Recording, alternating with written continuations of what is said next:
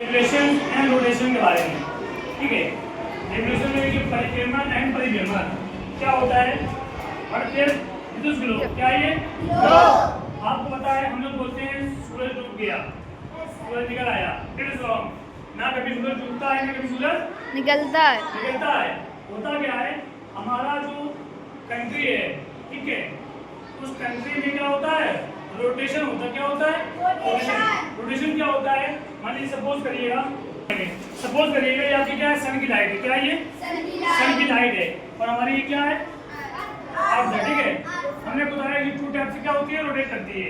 एक होता है रोटेशन अपने ही अक्ष पे, अपने ही केंद्र पे पृथ्वी को घूमने के लिए आता है, रोटेशन कहलाता है। सपोज करिए हमारी सन की लाइट है, सन की लाइट मान ली आपकी इंडिया में पड़ रही है। क्या पड़ रही है? इंडिया में पड़ रही है। अब ये रोटेट हो रही है। क्या हो रही है? हो रही है। स्लो मोशन रोटेट हो रही है। जब ये हमारा कंट्री इंडिया बैक साइड चला जाता है और नेक्स्ट अमेरिका कंट्री कहाँ आ जाएगा, फ्रंट पे आ जाएगा, तो वहाँ पे क्या होगा, नाइट होगा। तो इस प्रोसेस से क्या होता है, डे और नाइट होता है। तो क्या है, सन है ना, तो कभी सन डूबता है ना ही कभी सन निकलता है। बोलते हैं सूरज डूब गया, सूरज निकल आया, इट इज रॉन्ग, ऐसा नहीं है, ठीक है। हमारी पृथ्वी क्या होती है, घूमती है।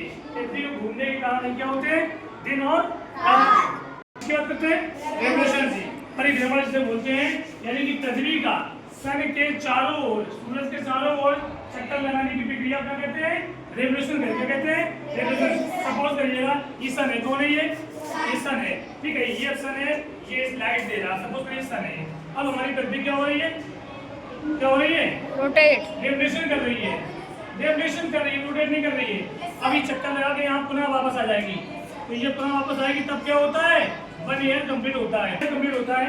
आपको पता है ये पूरा एक चक्कर लगाने में कितना समय लगता है, 365 डेज 1/4, 365 डेज 1/4, यही हर 4 आवर्स में लीप ईयर बन जाता है।